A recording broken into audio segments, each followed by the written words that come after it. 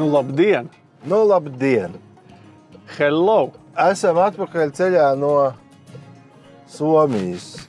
Tagad sāksim, laikam, pastāstīsim no sākuma, kas tad tur bija un kāpēc mēs bijām Somijā. Tātad mēnesi. Mēnesi atpakaļ sākām, varbūt jau pat laikam vairāk kā mēnesi. Aprīļa sākumā sākām sludinājumu somu un zviedru somu sludinājumus pētīt un izleca diezgan daudz laivas. Interesantas, pārsvarā lielāko daļu neviens vispār neatbildēja uz mūsu interesi vai vēstuli vai īsziņu vai zvanu.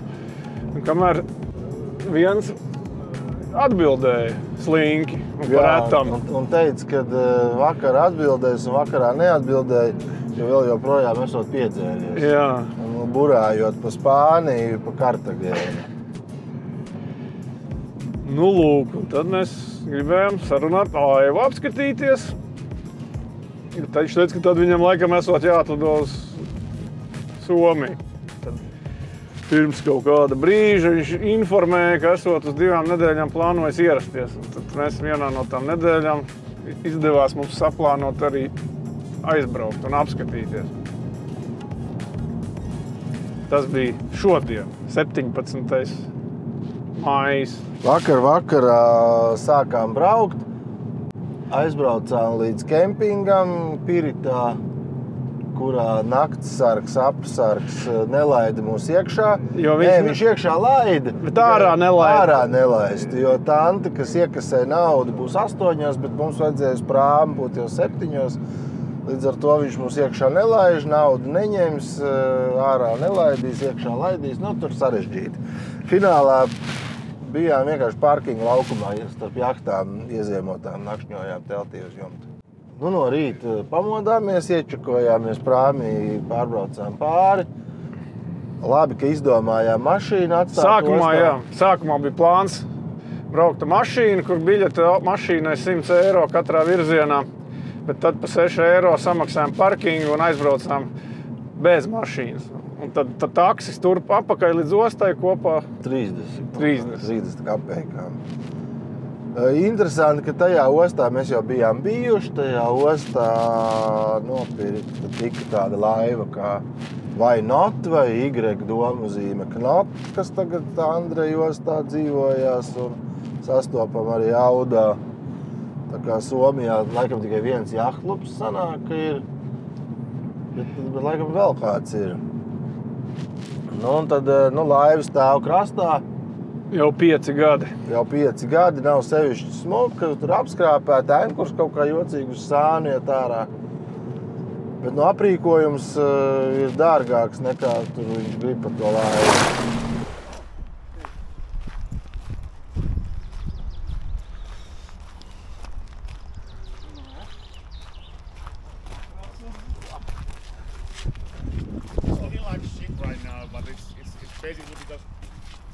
Stains there.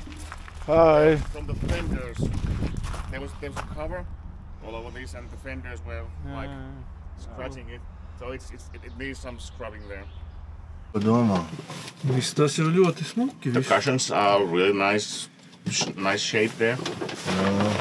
They all are scratching or anything there. I'm sorry, everything is so full that all the sails are there. So the toilets? Yeah, it's there behind the door. With the holding tank? Or? The holding tank, I actually have changed the holding tank. It used to be like 20 liters. I think that's 60 liters or 40. But well, I don't know. Do you have to only pump it out or you can There's open a macerator pump. There's an electric pump. Yeah. Macerators, kas samaļ. Jā, bet gribu saprast, vai jūra arī Blenders. He asking it is possible to fill out empty in sea. Of course. 5 miles away from, No, technically. Technically, yes, yeah. I can tell you like a secret. With my new boat, I've never used a public toilet. I've never used my septic tank there. Everything is going on. I keep open. Even as in the well. port. Even in the port. I'm just checking from the window that my neighbors are not like owls. That's a real reason why you can't swim in marinas. I don't want to swim in marinas. I know my neighbors. I know me. Even in the anchor places, if there's many boats, I don't go to the water. I know that they are pumping everything out. There's in the engine. I bought a new alternator there, so it's 95 amp hour alternator. This is the old one here. It's still working, but when I left to Spain, I bought a new one, the bigger one. There are now new batteries, like you see my old gel batteries. They are dead. So what would we need to buy for the boat in order to go sailing? Maybe make a list. Yeah. I don't know what you need. It's actually pretty much done here.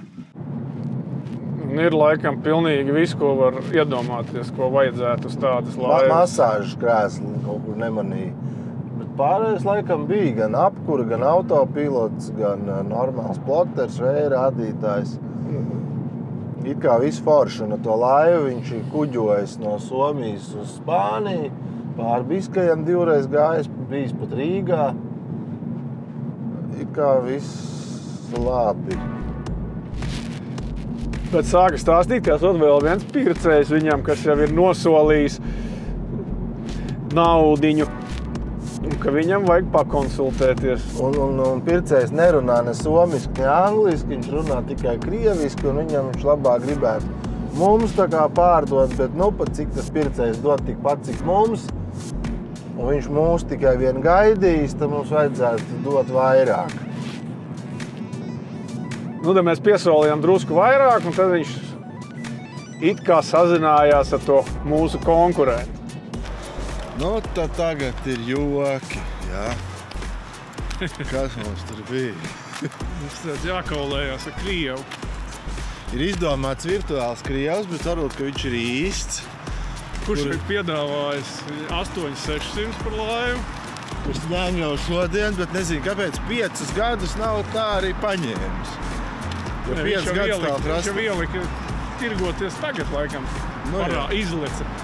Bet mēs jau mēnesi ar viņu komunicējam līdz ar to. Viņš vēl nav notirgojis. Viņš tagad 2 zvanīs un teiks, cik mēs viņam piedāvājām 9, tagad redzēs. Viņš jau nomurmināja, ka tas noteikti pārsolīs, bet skatīsimies. Jo tas jau ir klasiskais pārdevēja triks, kā uzsist cenu. Tad tu esi jau apskatījis produktu un aptaustījis un jau iztēlojies, ka tu esi viņa īpašnieks, laimīgais. Jau aizskrēdiņš kādus šūs. Jā, un tad jau pasaka, ka nifiga nevar dabūt. Tad, nē, es labi, es piemaksāšu to. Jā, došu visu.